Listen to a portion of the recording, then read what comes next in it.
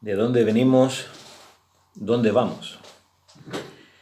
Estas son dos de las grandes preguntas que se ha hecho el hombre, el ser humano, alguna vez en su vida. Pero quizás tendríamos que añadir una más. ¿Cómo podemos vivir felices o ser felices?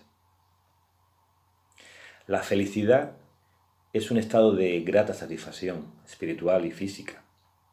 Es el conjunto de personas y situaciones, objetos o el conjunto de todos ellos que contribuyen a hacernos felices. La felicidad es la ausencia de inconvenientes. Con este significado de felicidad ya vemos que la felicidad es circunstancial y muchas veces no depende de nosotros. ¿Es posible alcanzar la felicidad y atesorarla? ¿O solo se puede aspirar a momentos felices? ¿Existe un camino que garantice ser feliz? El concepto de felicidad a lo largo de la historia lo vemos en las diferentes corrientes filosóficas. Los filósofos griegos se plantearon dos preguntas esenciales. ¿Qué es la felicidad? ¿Y qué hace felices a las personas? Y sus respuestas dieron lugar a posturas diferentes. Por una parte se encontraban los filósofos como Aristóteles, que afirmaban que ser feliz implicaba lograr la autorrealización y alcanzar las metas que nos hemos propuesto, logrando así un estado de plenitud y armonía del alma. Otro grupo de filósofos afirmaba que la felicidad significaba valerse por sí mismos, ser autosuficientes y no tener que depender de nadie. En este sentido, los seguidores del cinismo afirmaban que todos llevamos dentro los elementos necesarios para ser felices y autónomos, pero para lograrlo necesitamos llevar y seguir una vida sencilla y acorde a la naturaleza. Por último, la tercera corriente de la filosofía griega que se dedicó a analizar la felicidad fue el hedonismo. Y para ello la felicidad significaba experimentar placer, tanto a nivel físico como intelectual, huyendo de cualquier tipo de sufrimiento. Hay otra palabra que tiene cosas afines a la felicidad y es el gozo. El significado que encontramos de gozo según la RAE es que es un sentimiento de complacencia, satisfacción en la posesión o esperanza de bienes o cosas apetecibles. Es alegría de ánimo. Llamarada que levanta la leña menuda y seca cuando se quema. Si tuviera que buscar una diferencia entre los dos significados de felicidad y gozo, destacaría que la felicidad añade la ausencia de inconvenientes y el gozo parece que no tiene esto en cuenta. Ahora, ¿qué encontramos en la Biblia acerca de estas palabras? A modo de curiosidad, si buscas en una concordancia bíblica, la palabra felicidad aparece una vez en Proverbios, en el 24-25, y feliz una vez en Eclesiastés 4 y versículo 3. Pero sin embargo, gozo aparece unas 119 veces y gozoso unas 14. Por tanto, el gozo tiene más relevancia en la Biblia que la felicidad. El gozo es parte del fruto del Espíritu Santo. Leemos en Gálatas 5, 22, 23, mas el fruto del Espíritu es amor, gozo, paz, paciencia, benignidad, bondad, fe, mansedumbre, templanza. Contra tales cosas no hay ley. El segundo de la lista es el gozo, pero el primero es el amor. La diferencia entre la felicidad y el gozo es que mientras la felicidad es temporal, el gozo depende de mi relación con Dios y permanece. La felicidad es un sentimiento y es producto del mundo natural, de las cosas materiales y de situaciones y hechos o momentos que vienen y se van a lo largo de nuestra vida. Es circunstancial. El gozo es un estado de plenitud que implica estabilidad, consistencia, que a pesar de que las circunstancias no sean las mejores, podemos confiar y creer que va a cambiar para bien en el nombre de Jesús. Los sentimientos de felicidad pueden cambiar debido a cualquier circunstancia. mientras que el gozo es estabilidad, paz, seguridad, confianza, porque el gozo es el fruto del Espíritu Santo, que cuida de nosotros y actúa en nuestra vida. Podemos tener gozo en medio de pruebas y tribulaciones, porque el gozo no depende de lo que podamos tener, con quién estamos y de las circunstancias. Depende de la esperanza y la fe que tenemos en Dios y lo que Él ha hecho por nosotros. A lo mejor escuchas por primera vez acerca de la felicidad y el gozo del cristiano como fruto del Espíritu Santo. Y te preguntas entonces, ¿Dios quiere que seamos felices? El problema no está en que seamos felices. No hay problema con ser feliz. El problema llega cuando hacemos que la felicidad sea una meta que debemos y tenemos que alcanzar. Cuando esto sucede, entonces puedes llegar a pensar que Dios existe para que seamos felices. Y esto no es un pensamiento correcto. ¿Por qué? Porque este pensamiento asume que Dios es como si fuera tu empleado. Si te encuentras en una situación en la cual no tienes felicidad o te produce tristeza, entonces te preguntas, ¿dónde está Dios? Dios no es un amuleto para usarse a conveniencia. Muchas veces el obedecer a Dios no trae felicidad. Piensa en Jesús. En el texto que encontramos en Lucas 22 y versículos del 39 al 46, cuando Jesús ora en Getsemaní, en el versículo 42. Padre, si quieres, pasa de mí esta copa, pero no se haga mi voluntad, sino la tuya. Jesús no quería morir. ¿Crees que Jesús estaba feliz cuando lo estaban matando? No estaba feliz. ¿Qué dice la Biblia? Leemos en Hebreos 12:2, puestos los ojos en Jesús, el cual, por gozo puesto delante de él, sufrió la cruz, menospreciando el oprobio, y se sentó a la diestra del trono de Dios. Jesús estaba gozoso y sufriendo también. El gozo es lo que nos motiva a obedecer a Dios, aunque cuando obedecerlo no nos hace feliz. A la pregunta de que si Dios quiere que seas feliz, no es que Dios no quiere que seas feliz, es que tu salvación le importa más que tu felicidad. Cristo vino al mundo para salvar a los pecadores, para aliviar la miseria del ser humano.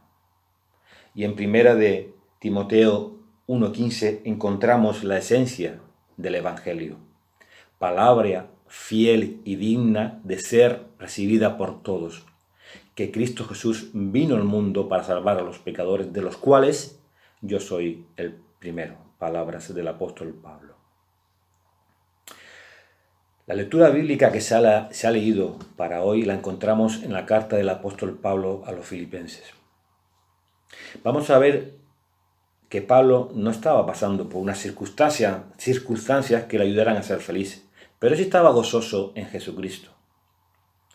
La iglesia de Filipos fue una iglesia especial para Pablo y también para nosotros, porque fue la primera iglesia fundada por el apóstol en Europa.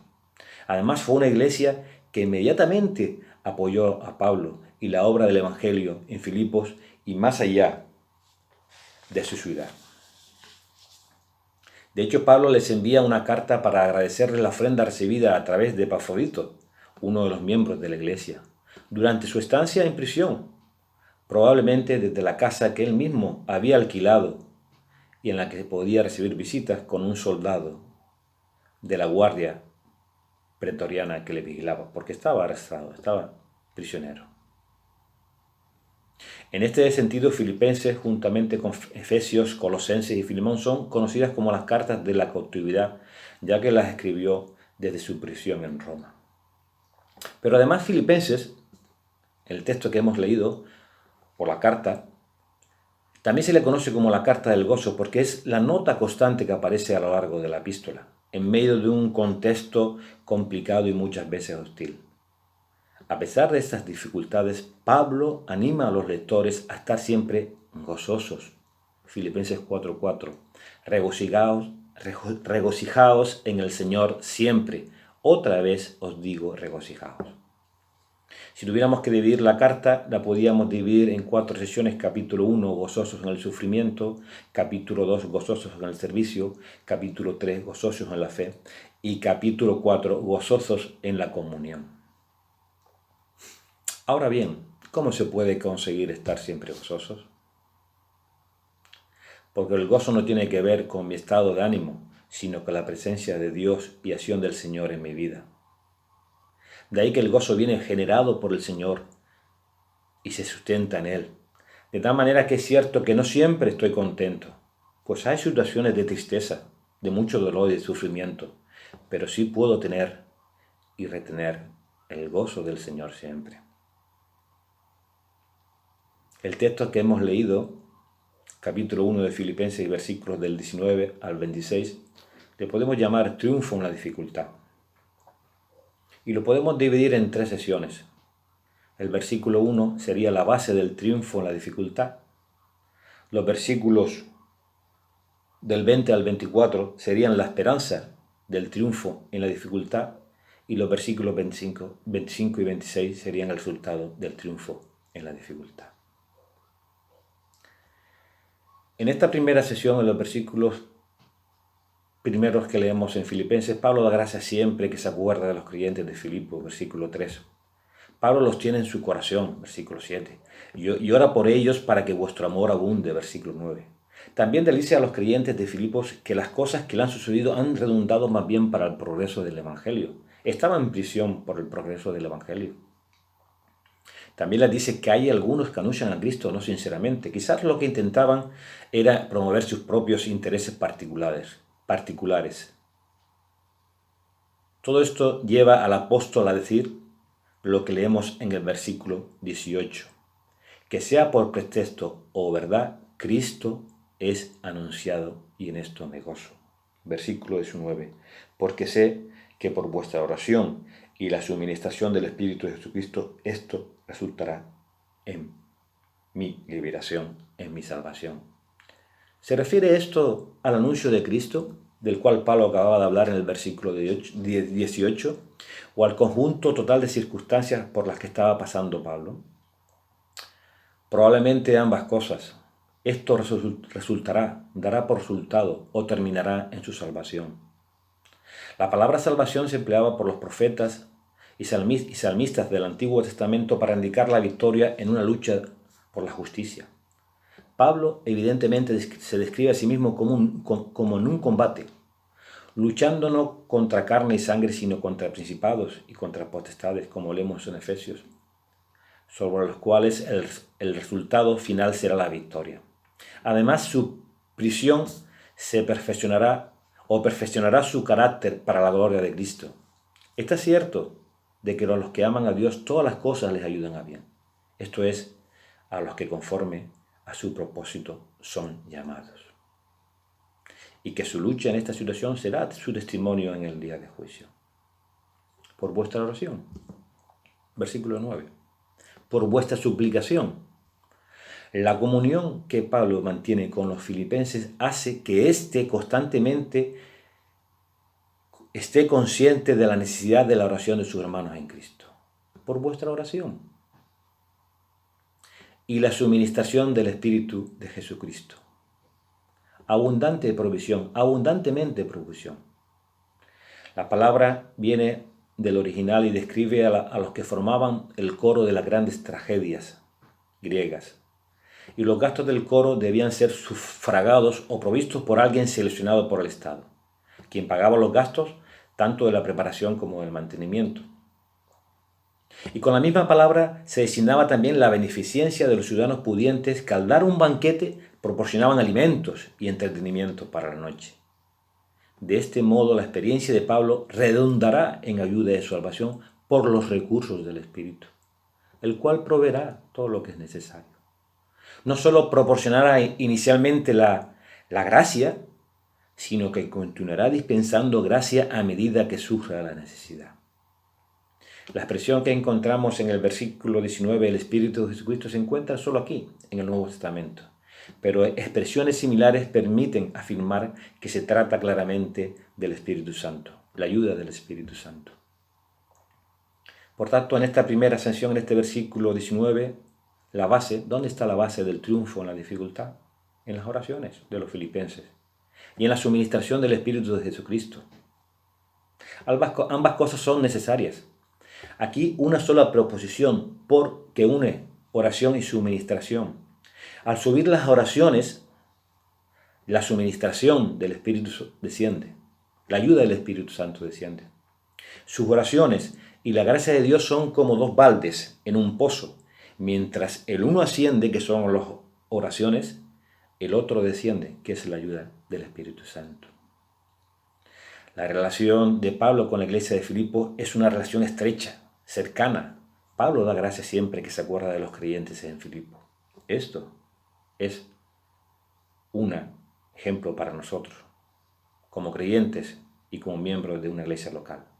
Acordarnos y orar por los demás.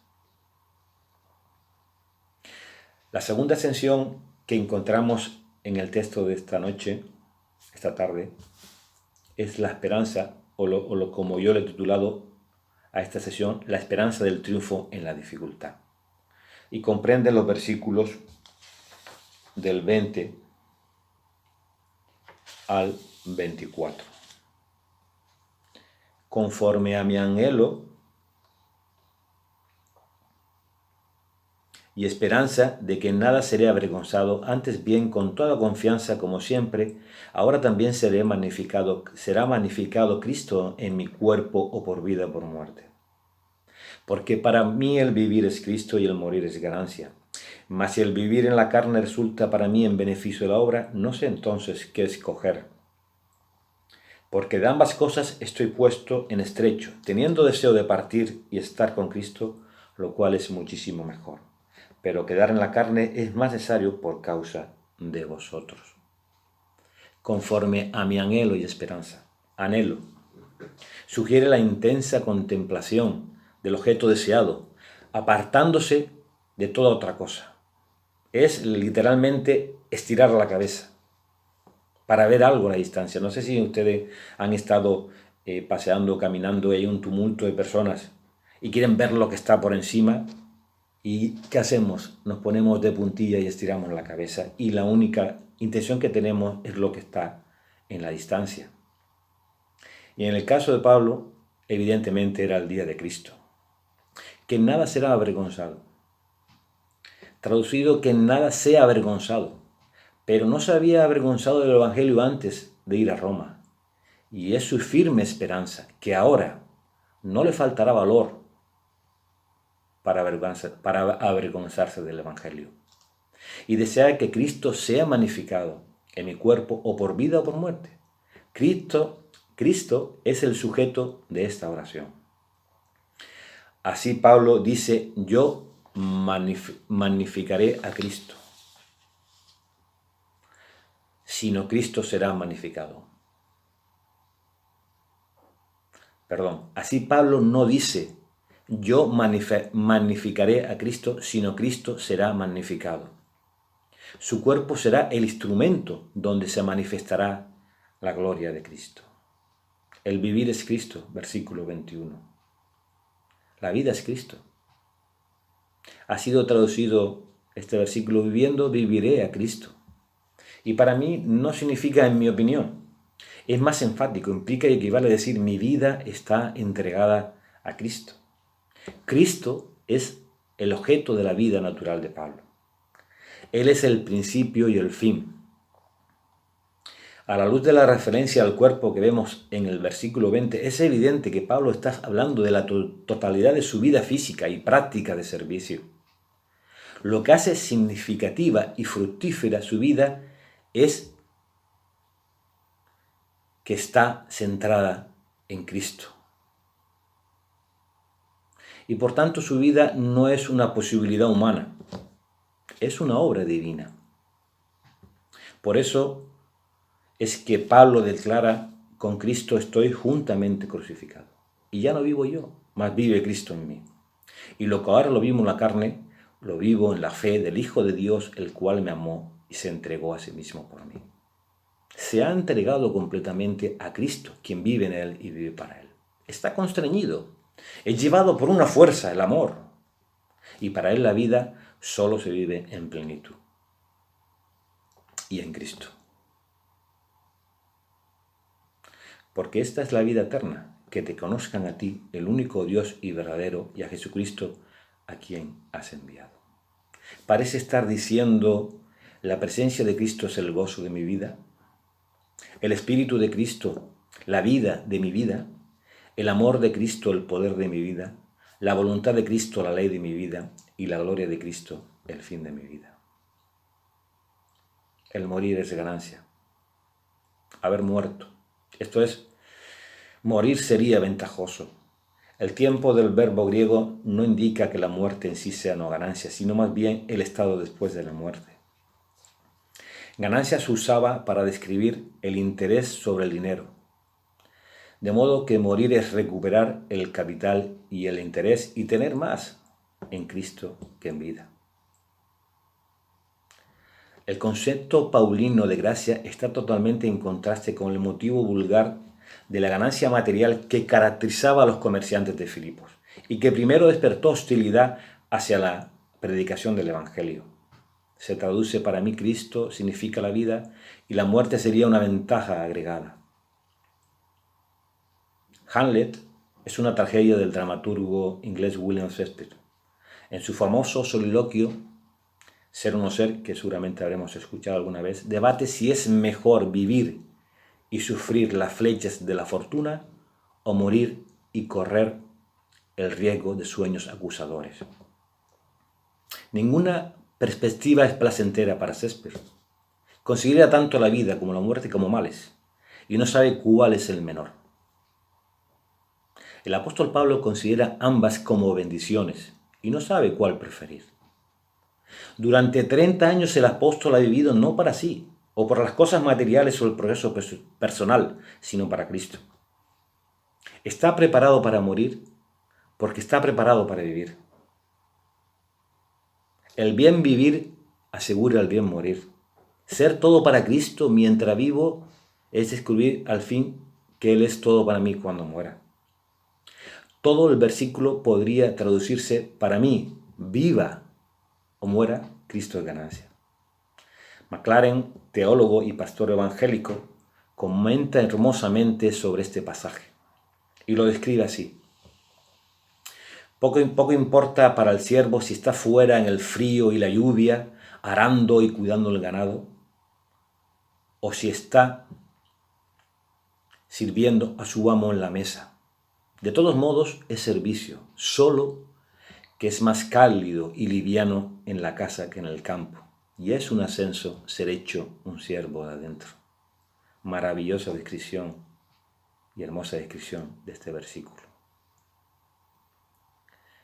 En el versículo 22 leemos: mas si el vivir en la carne resulta para mí en beneficio de la obra, no sé entonces qué escoger. Por otra parte, si vivir en este mundo me supone trabajar con fruto, ¿qué elegir? No lo sé. Cristo es el fruto del trabajo de Pablo. Algunos comentaristas traducen el significado y dicen: mientras la asistencia física da una oportunidad de trabajo fructífero, no sé cuál preferir. En tal caso, la idea es: si es mejor para la iglesia que viva, entonces no declararé mi elección personal. Porque de ambas cosas, versículo 23, estoy puesto en estrecho. Literalmente estoy presionado.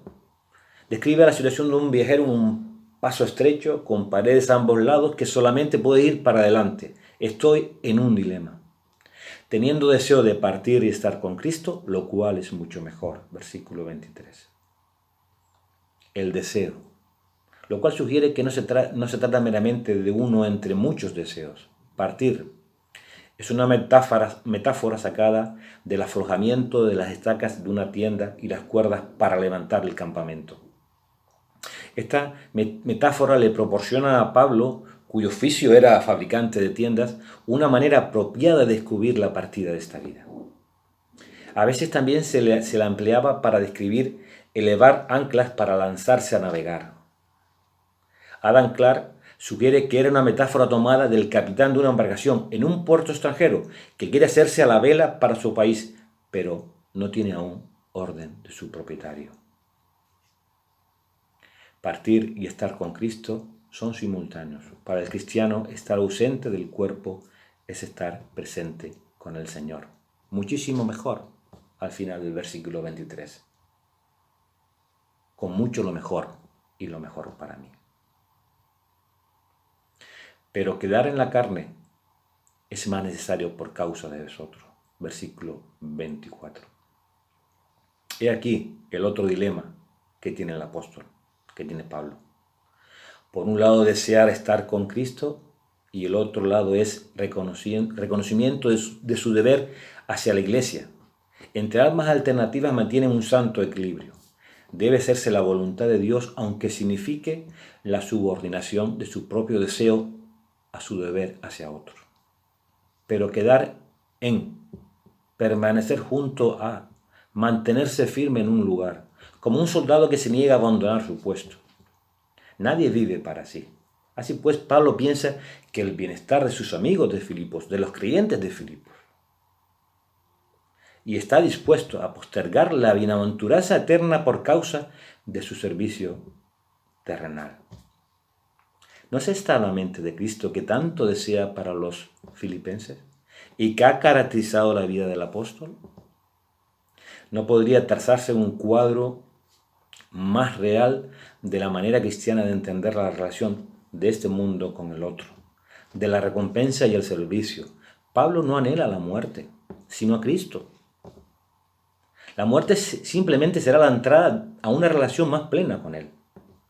En ningún sentido la considera como un escape de las responsabilidades de su experiencia, de su existencia temporal. El bien de otros siempre es lo primero, antes de cualquier deseo personal. Por consiguiente, Pablo está dispuesto a continuar a su servicio para que los filipenses puedan ser más fortalecidos y estar gozosos en la fe en Jesucristo. Las dificultades, alguien ha dicho que las dificultades llevan al autor, a Pablo, a escribir con el corazón en la mano, sacando a la vida la riqueza de las convicciones más íntimas que dan sentido a su compromiso. Es la comunión íntima con Cristo que el creyente ha de alcanzar. Leyendo estos versículos de Filipenses encontramos un desafío que nos llevan hasta dónde llega nuestro compromiso con Jesús. No hay otra vida más deseable que vivir con Cristo. Y si me sobreviene la muerte, sigo ganando porque entonces disfrutaré de forma completa en la presencia de mi Señor. Es la alegación del apóstol Pablo.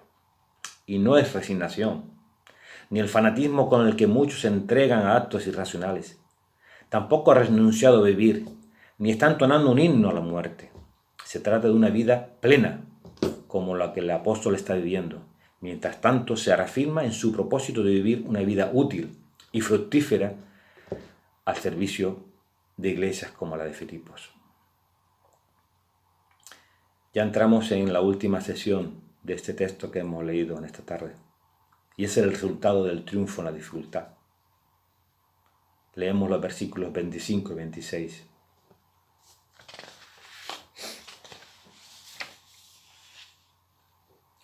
Y confiado en esto, sé que aún permaneceré con todos vosotros para vuestro provecho y gozo de la fe, para que abunde vuestra gloria de mí en Cristo Jesús por mi presencia otra vez entre vosotros.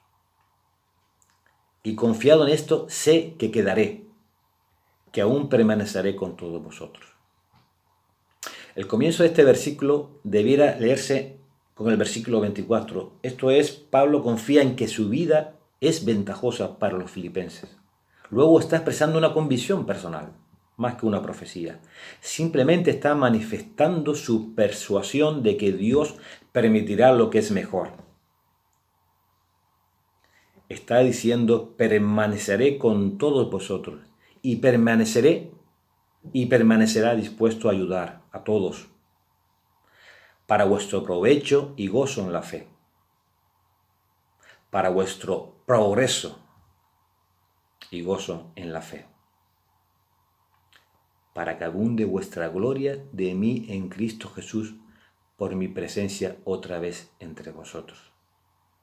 Versículo 26. El gloriarse de los filipenses debe ser Cristo, aunque el objeto de ello descanse en Pablo. Vuelva a estar. Es la palabra empleada en el griego secular para describir la ceremonia de entrada de un rey o gobernador en una ciudad, con todas las manifestaciones de júbilo que la acompañaban. Y Pablo está seguro de que si le es permitido ver otra vez a los filipenses, su mutua comunión hará que le den una bienvenida real. Empezamos en esta tarde el estudio diferenciando felicidad de gozo. No siempre somos felices, porque la felicidad no depende de nosotros, pero sí podemos tener gozo a pesar de las circunstancias, porque el gozo depende de la esperanza y fe que tenemos en Dios y lo que Él ha hecho por nosotros. Y en el texto que hemos visto en esta tarde de Filipenses, hemos visto la base del triunfo en la dificultad, que son las oraciones de los creyentes de Filipos, las oraciones tuyas y las mías. La suministración del Espíritu de Jesucristo, la ayuda del Espíritu Santo. Vimos también que la esperanza del triunfo en la dificultad, que la esperanza es Cristo. Y Pablo solo desea que su vida o su muerte sean capaces de rendir todo reconocimiento a Cristo, a su Señor. Y también tendríamos que hacerlo nosotros. Y el resultado del triunfo en la dificultad.